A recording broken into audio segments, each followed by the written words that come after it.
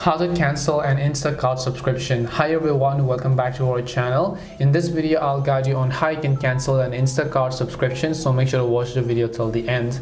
So if you'd like to cancel an Instacart subscription, then all you have to do is basically just go ahead, first of all, launch the Instacart application from the list.